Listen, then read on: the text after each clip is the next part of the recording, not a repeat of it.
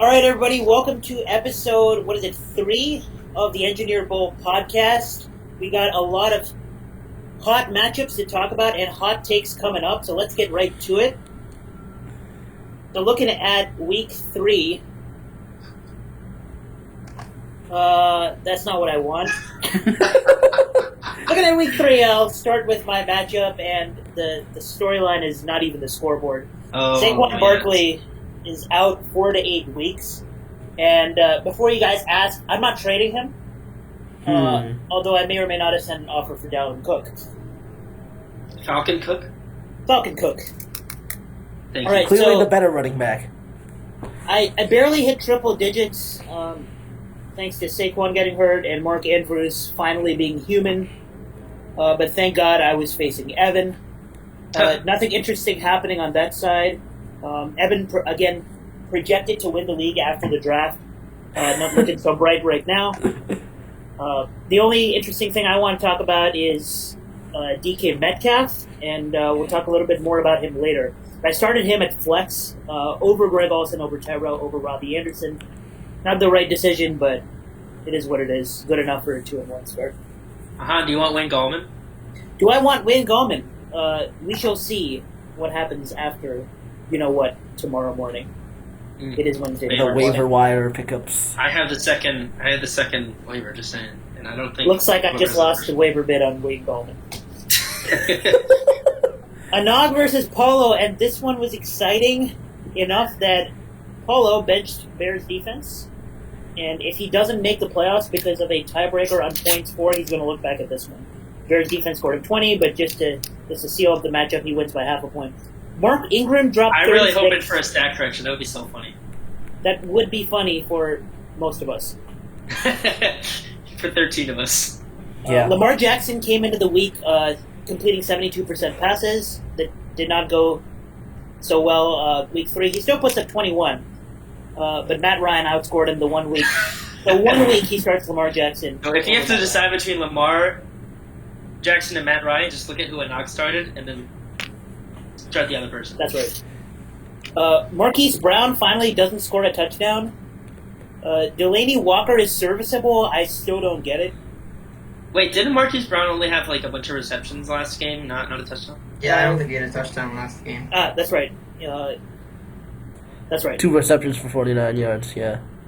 On 9 targets, holy Jesus. The previous All right, week. Next matchup? Yeah. I really don't know what's going on here. Robbie has no business being 3-0. Josh He put up a great week. Josh Jacobs only put up 4.4, and he still scored 130, which would have beaten a good number of opponents this week. I mean, he's playing Prime.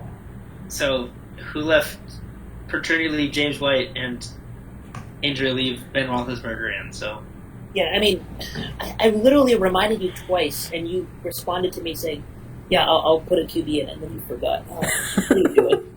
All right, Daniel, take it away. Yeah, yikes. This one was pretty damn close.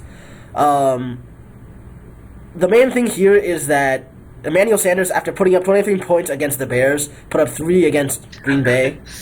So, yeah, that was pretty painful. And also... Green Bay has a good defense. Yeah, that's true, but Chicago also has a good defense. So, that was a really surprising drop-off. And the main thing here is that on Sunday night, if Greg Zuerlein hadn't missed that 50-something yard field, was it 50 or was it 40 something? It was in the 40s. Yeah, it was 47 or something. It would have been a 4-pointer on fantasy. So yeah. The missed field goal was a 5-point. Yeah, so if Greg Zuerlein hadn't missed that, then I would have won this game. It would have been 103 to 104. So now Greg Zuerlein is on the trading block.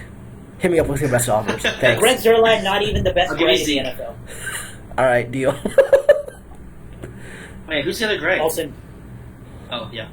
Who is the tight end 5? Sure. Maybe you want to trade for us.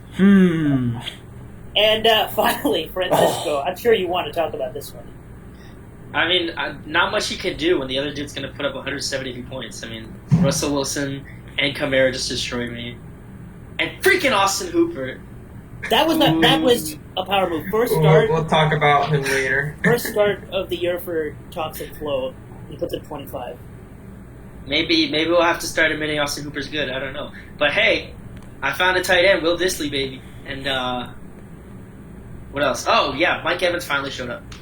And in another league, Patrick Mahomes and Mike Evans on my opponent's team put up 63% of the points. Unreal. Wow. And Anyway, the so one yeah, you were all third waiting highest for. score in the league, and I lost. So.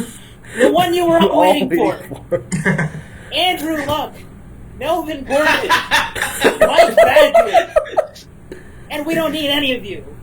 132 points from Origin. And just when we thought that Justin was going to start 3-0, he puts up 99. You definitely jinxed him there. You were like, oh yeah, Justin's going to start 3-0 because he's facing Arjun this week, and then he didn't, so... Keenan Allen and Tyler You know, sometimes it just be like that. And Arjun had a decent chance to be the second highest scorer in the league if he just set his lineup.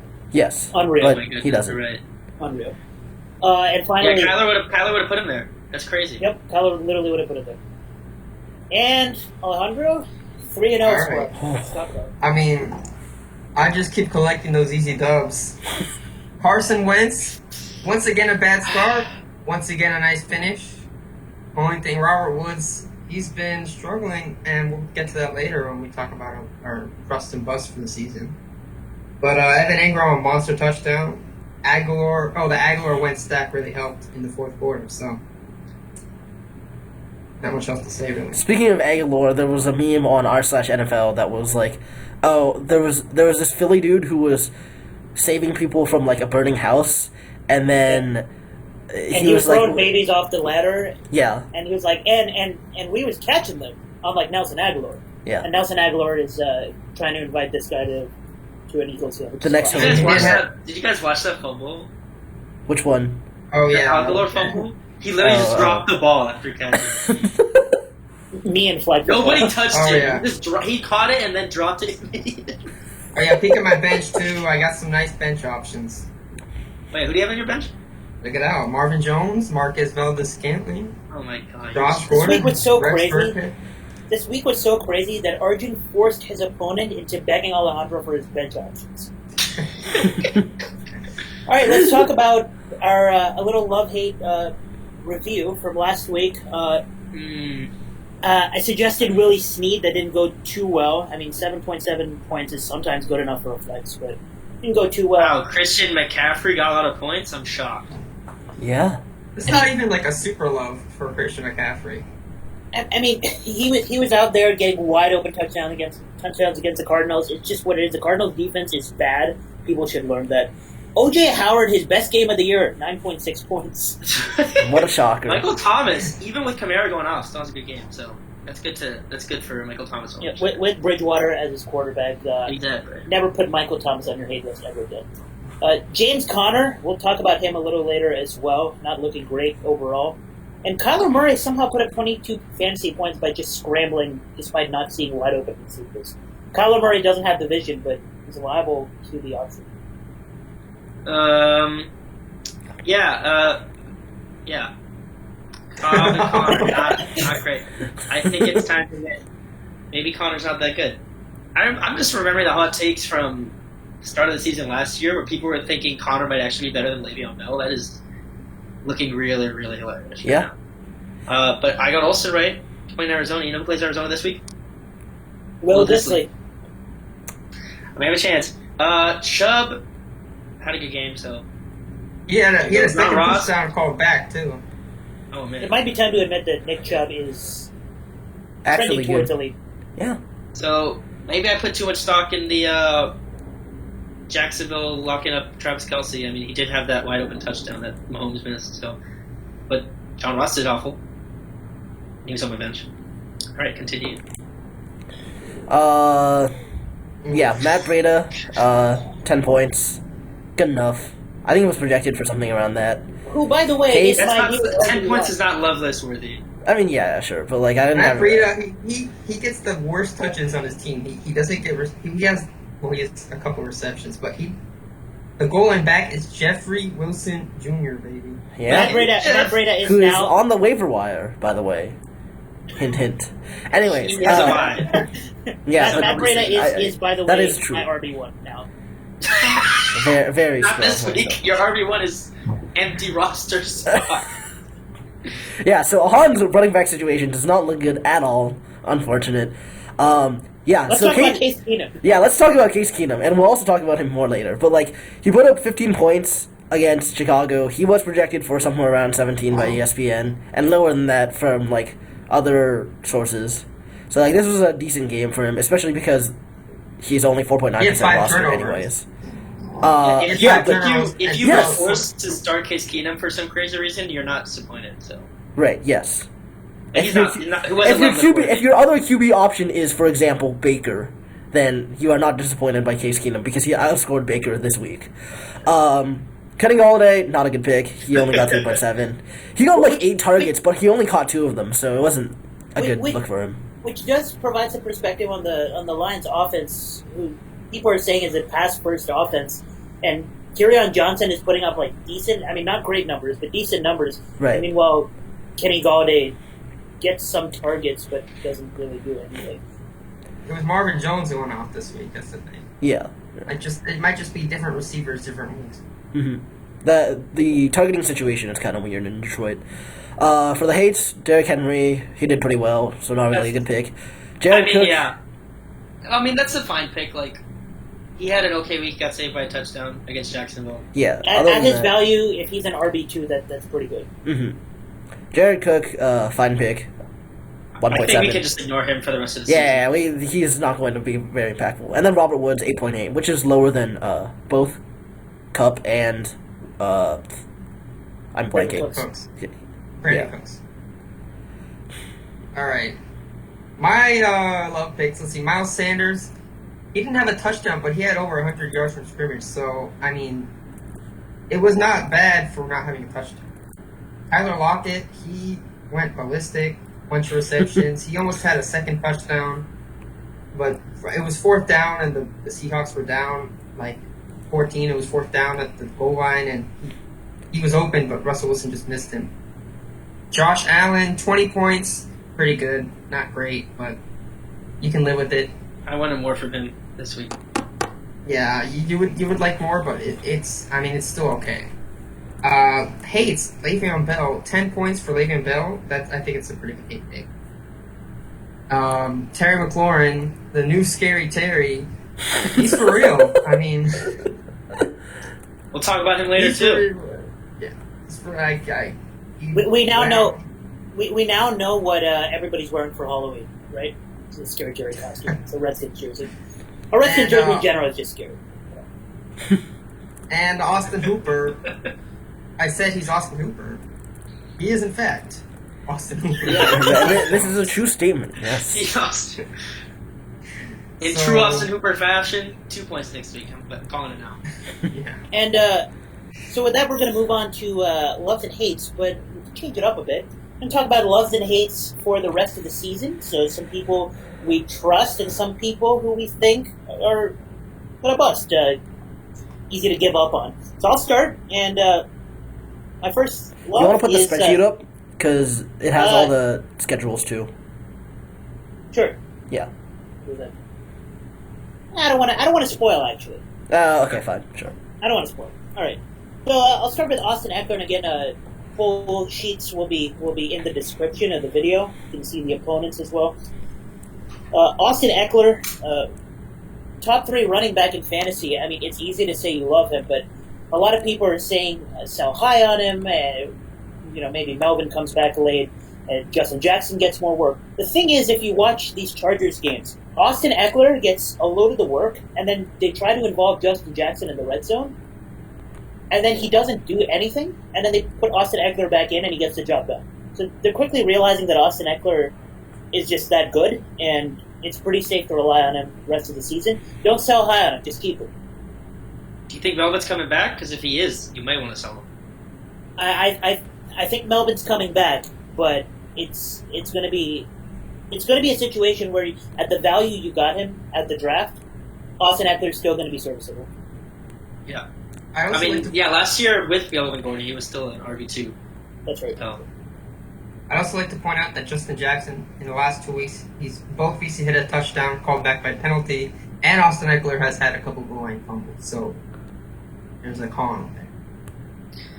All right, my running back pick is Derrick Henry. I know what you're thinking. He's Derrick Henry. But I know what I'm thinking is they are feeding him the ball. They are feeding him the ball. He has 15 carries at least every week.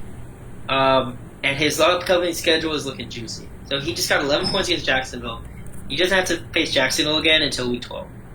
And he's got Atlanta, good matchup. Buffalo, that's the only bad matchup. But then Denver, whose defense isn't looking great. Chargers, Tampa Bay, Carolina, Kansas City. Tell me you don't want a piece of those matchups. And in the playoffs, he's got Oakland and then Houston. The only bad-looking matchup maybe is his championship matchup with New Orleans, but we'll see how they look. He's getting fed the ball, and he's getting a lot of good matchups this season. I think Derrick Henry's going to be very good for fantasy owners. Mm-hmm. Daniel's got one that I was sort of considering for a little bit. Yeah, I got Leonard Fournette. First of all, he's very consistent. Second of all, he has like a very soft schedule. Not Denver, but like Carolina. But Denver doesn't look good this year. In terms of defense, they're like okay. No, they don't have a single sack or interception. Really? Okay. Yeah.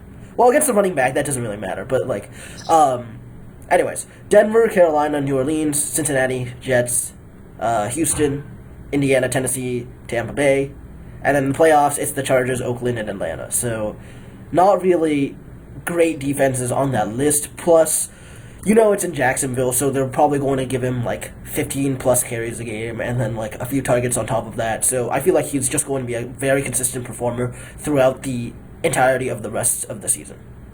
The point on Leonard Fournette is at the value you got him at the draft, maybe he's not what you're looking for because he did go high with coming back from injury and all the hype around that. Right, yeah. But if you want consistency and if you have an RB1, which I cannot relate with, but if you have an RB1, Leonard Fournette is very, very serviceable with the upside to just get out of those stacked boxes which he faces the most of in the NFL. Also, and break out big plays. Also, this year he has had 0 touchdowns, but he's still averaging 13 points.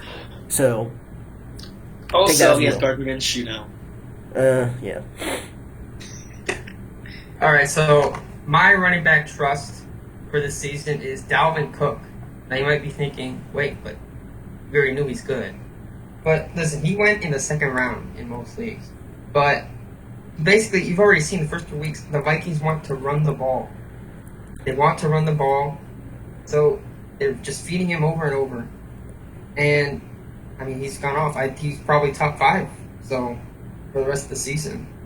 Especially with Saquon out. So he could be the number 1 running back on the season. He could. That would be surprising. Yeah, so like at the value you got him, he's a locked and loaded top 5 running back. So, I mean, the only thing which has been a concern with him is injury. But if you're worried about that, Alexander Madison, boom, handcuff. He had a touchdown last week. So. And on Dalvin Cook. To further attest to the Dalvin Cook take, it took me a long time, but I'm admitting that Dalvin Cook is trending towards and will probably this year reach the elite status. I mean, he has looked electric every time I watched him. So I mean, he just does whatever he wants. Yeah. All right.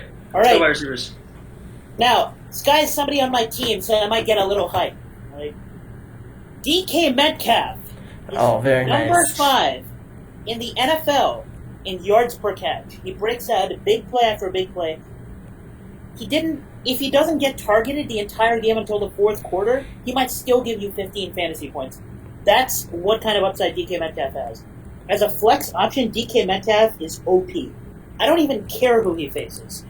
Late in the game, when Russell Wilson has to jack it up late in the end zone, it doesn't matter how many guys are in DK Metcalf, he's too fast, too aggressive on the ball, and just way too athletic to let you do anything about it. Okay, DK Metcalf, if you're worried about the injuries, he literally started the year with an injury, magically came out of it, and is putting up solid flex numbers. DK Metcalf is a force to be reckoned with. That's all. All right, for the rest of the season, I am trusting Scary Terry McLaurin, baby. Another rookie. He's on my team, and I mean, the hype train is going full speed now after that performance against Chicago, 19 points. He's shown himself to be Case Keenum's favorite target. He's getting peppered with targets. He's getting open. And you're thinking, oh, what if he gets replaced what if Case Keenum gets replaced by Dwayne Haskins? He played with Dwayne Haskins at Ohio State. They already have that rapport going. Terry McLaurin's going to be safe no matter what. He's the number one target in the offense. He's a beast. My wide receiver pick is Keenan Allen, and this one was kind of easy because it's Keenan Allen. But he's clearly the number one target for Phillip Rivers right now. He's facing some soft defenses: Miami, not Denver, Pittsburgh, Tennessee, Green Bay, not Green Bay, sorry, Oakland, Kansas City, and then in the playoffs he's facing Jacksonville, Minnesota, and Oakland. And yeah, there's really not much else to say about him other than he's really fucking good, and he's going to average something like 18 points a game from now on until the end of this season. Yeah, he's been getting crazy amounts of targets this year. Yeah. Like, basically 12 per game or something like that. Okay, so my wide receiver trust for the rest of the season is Hold on, Cooper Kupp. Robbie, are you watching this? Okay, good. Oh, yeah. Sorry, not wide receiver. I meant tight end. Nope, he's in fact a wide receiver. Some people might think he's out of position, but it's Cooper Kupp. Jared Goff loves him. He's just going from where he left off last year, continuing to get the targets from Jared Goff. Every third down, Jared Goff looks for him first. And it kind of pains me because I was high on Robert Woods, but it's clear that Jared Goff likes Cooper Kupp the most.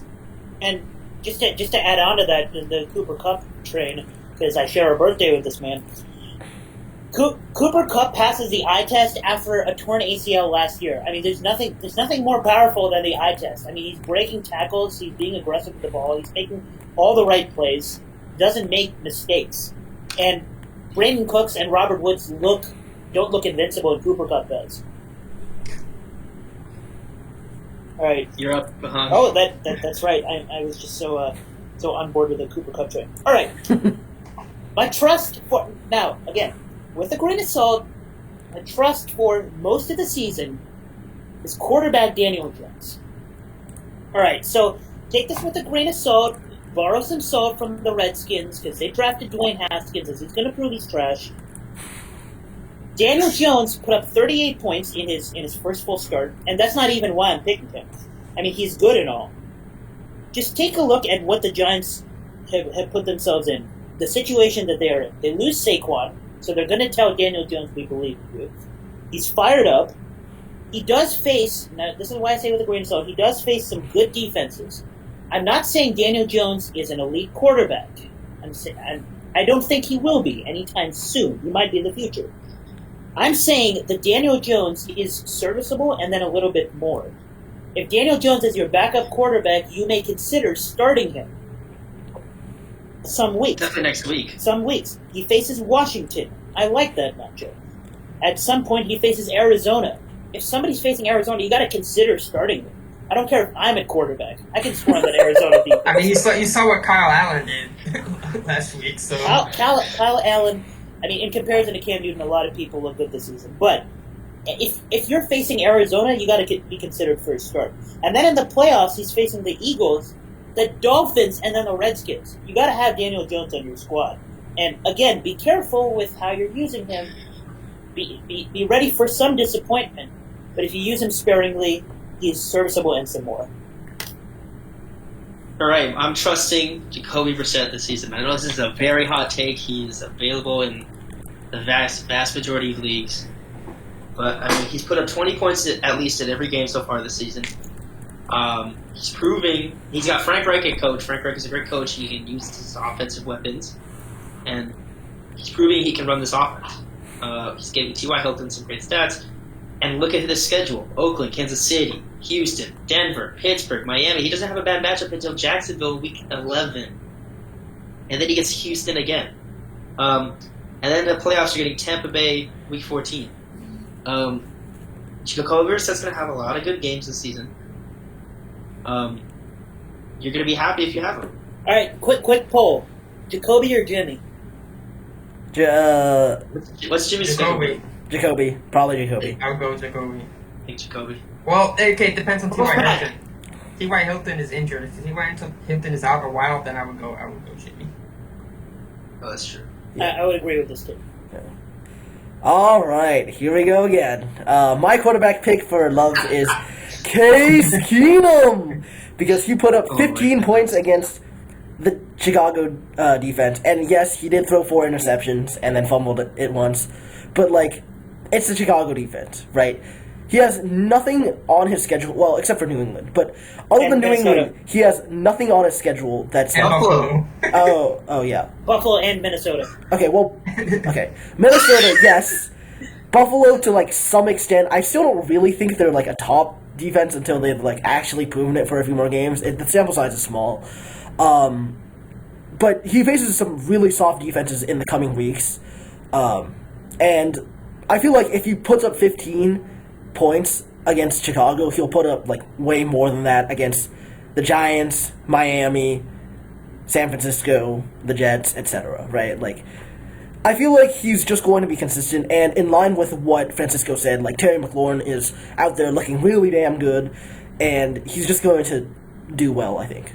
And So- I did with the take not because of the reasoning, but because I think Dwayne Haskins starts getting starts week 5 in case Keenum becomes irrelevant.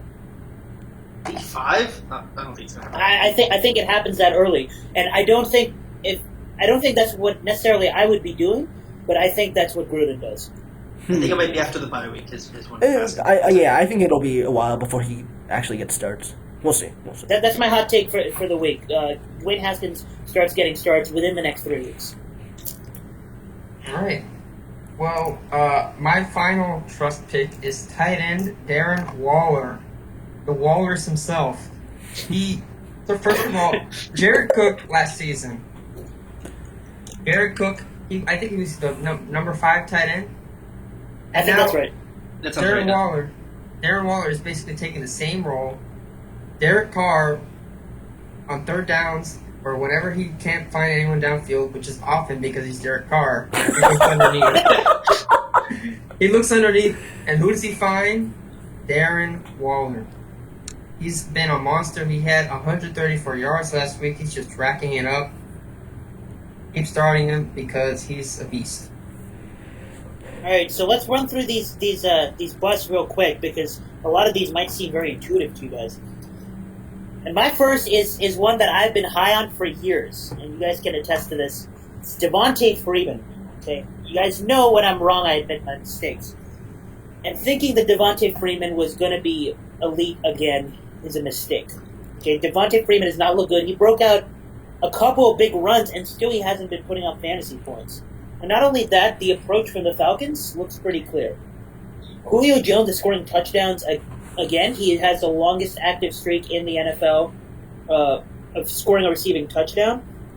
And Calvin Ridley, they trust him so much that Matt Ryan is throwing up Julio Jones balls to the end zone to Calvin Ridley. Don't be carried away by Calvin Ridley scoring 1 fantasy point. Calvin Ridley is going to continue being relevant, especially when teams realize that they need to pay even more attention to Julio Jones than they've already been playing. And Devontae Freeman is not going to get that end zone work because he's not that good. All right, my running back pick is the entire Patriots backfield. Time and time again, fantasy players fall for Bill Belichick's tricks. You cannot trust a Patriots running back. He's just going to play with the game plan and choose, spin a wheel and say, okay, Sony Michel's going to get 4 touchdowns this week. A lot of people are going to be interested in Rex Burkhead, and I'm sure he's going to get like 2 yards. Freaking Brandon Bolden was getting a bunch of work last week. I'm sure Damon Harris is going to go off for a big game. If there's a running back you can trust, it's in PPR and it's James White. You can have him as a flex play. That's as far as I'm going to go. And the only reason you'll be able to trust any of these running backs is they all get injured. So like James White last year basically had the backfield to himself and he feasted. It's going to take something like that for one of these running backs to be trustworthy again. And now for the sake of not only time but also my interest in hearing some of these takes, let's continue with your bus. I want to hear more of your bus, Francis. Or my bus? Yeah, let's hear it. AJ Green? Okay. AJ Green, yes. I know he hasn't played a game yet, but hear me out.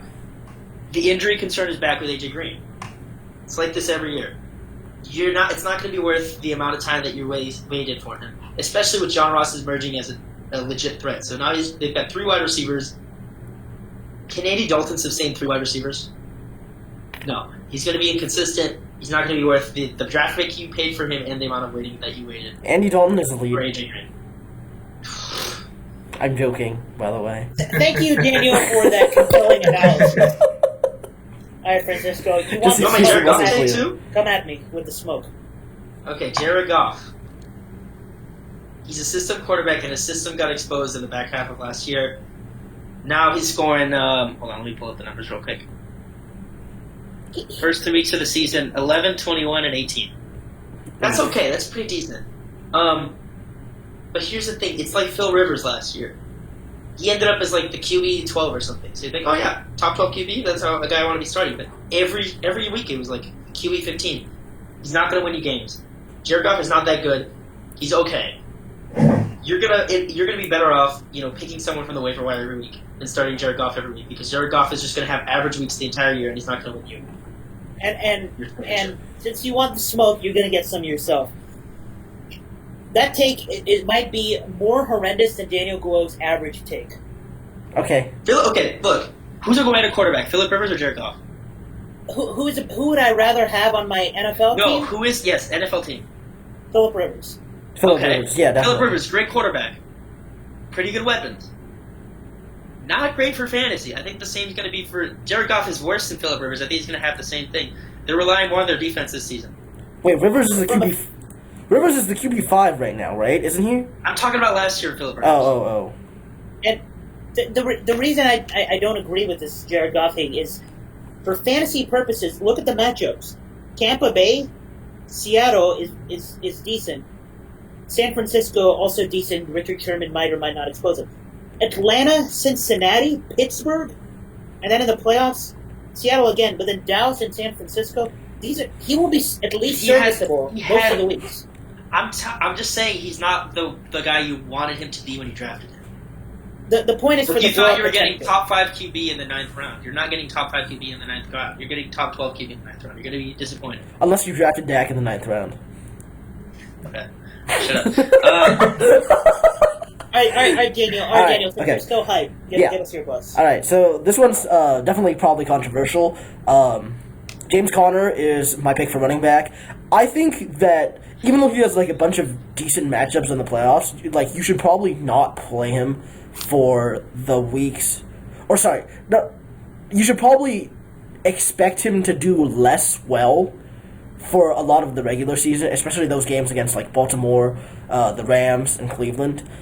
I just think that in general, James Conner hasn't really shown up in the first 3 weeks, and I feel like that's going to continue.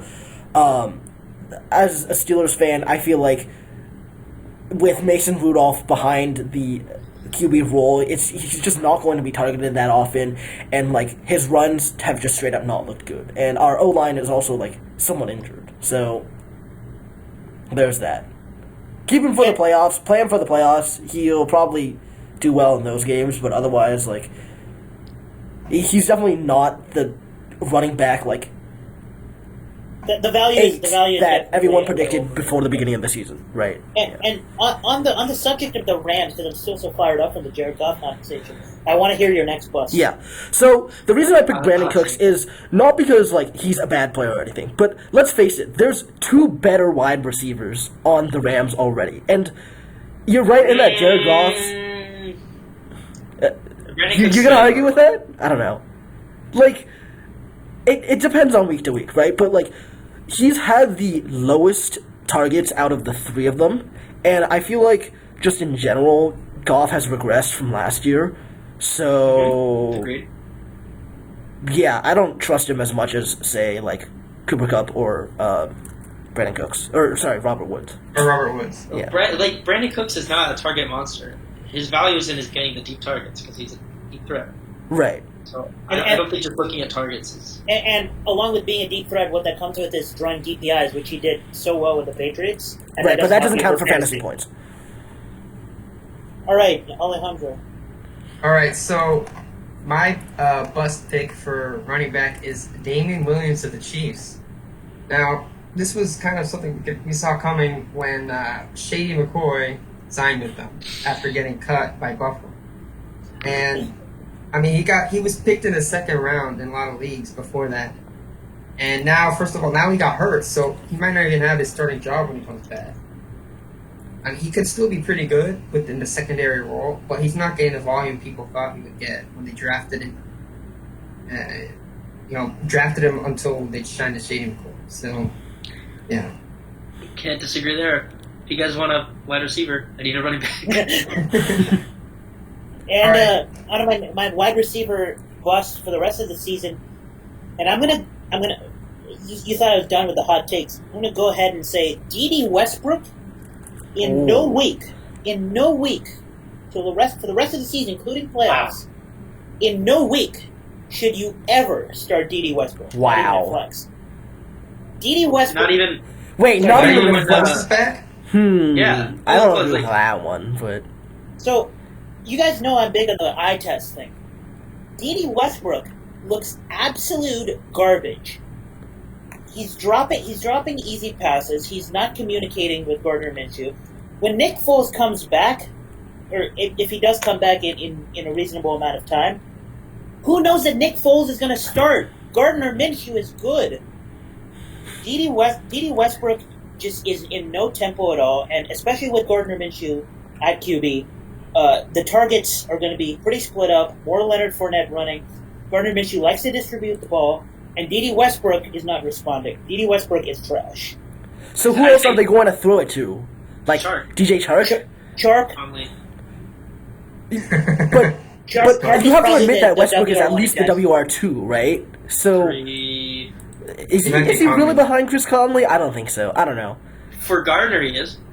Okay, I guess. But So like, I'm not exactly I- up to date on the Marquise Lee situation. But I think. Oh, that's true too. I think when Foles comes back, I think Foles is gonna start when he comes back because they're paying him like what, $20 million. maybe All he's right, do your replacing. last tight I end. don't know. Do your tight end pick. all right, and my tight end pick is Delaney Walker. I honestly don't understand. It's incomprehensible to me how he's serviceable so far. But let's look at the matchups.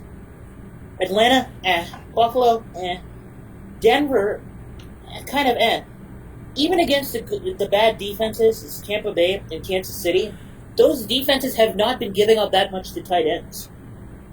And Delaney Walker is, not only is he kind of washed up, he can't keep this up the whole season, you've got to have a quarterback who can last a full season. And I don't see that happening with Marcus Mariota and Delaney Walker. Delaney Walker is going to at least start getting a little more attention with him actually doing stuff in the beginning of the season. You can't rely on Delaney Walker at tight end. Hey, Anand, are you listening? I have Greg Olsen and Mark Andrews. I did my bust. So Daniel, do your last one. All right. This one's also going to be a surprise, but it's Lamar Jackson. I don't trust him. Like, you saw his game against Kansas City. Yeah, Kansas City. And Kansas City's not a good defense, right? But he completed, like, just over half his passes. And it just overall wasn't really a good showing. So I feel like this is more of, like, the real Lamar Jackson that we're seeing right here, and not the ones against Miami and Arizona. Also, he's playing, like, pretty decent defenses. Seattle, New England, LA Rams. Cleveland has a decent Buffalo. quarterback In the situation. playoffs. Buffalo in the playoffs. The Jets are easy, but Cleveland, again, is pretty decent when it comes to, They're going to get their cornerbacks yeah. back. Yeah, Especially actually, because some of them are injured. I don't hate this take because Miami was just so bad that Yeah, maybe that could color our perception for the rest of the season. yeah. All right, Ale, do your last two. All right, so my wide receiver bust pick goes hand in hand with my running back trust pick, and that's wide receiver Stephon Diggs. He's, like I said before, the Vikings, they want to run the ball. Kirk Cousins in the first week, I think he threw 10 passes, right? Was it? Something like that? And Yeah, Stephon 10. Diggs has hardly gotten anything. The second week, he had one catch. It was a touchdown, so you had your day see. But he's hardly been getting targets, and Cousins has hardly been throwing the ball. So you can't rely on him on what you hoped as a wide receiver do. He can have a couple good weeks if he gets a long touchdown, or maybe sometimes a few more targets. But in general, he's not going to be reliable. He's definitely not dating anybody's sister anymore. If you don't get the reference, look it up on YouTube. All right. I don't think anyone's ever letting date his sister, so. And the last pick for bust is most people would agree with this, is Baker Mayfield. people we were hoping that with all the new weapons he had, he could continue on what he was doing last season. But the play calling has been awful. You saw like when the Browns they needed like 10 yards, they just ran 4 verts for no reason, and Baker almost took a safety. Then at the goal line, they were like throwing it with bad routes. You saw 4th and 9. They went for it on 4th and 9 with a draw. So when they need to run it, they don't run it. When they need to pass it, they don't pass it. I don't know what they're doing. And the offensive line sucks, so you can't trust me. All right, Twin Bowl preview. All right, so it's time for my screen share again. This time I'm not going to have a recursive screen share. All right, it is time for one of the matchups to be previewed in Week 4. And this Wi-Fi won't let me down. All right, Zeke's Ab versus Rolling Good. 0-3, 3-0. Yeah, I'm already loving this. We've had the Twin Bowl has a rich history.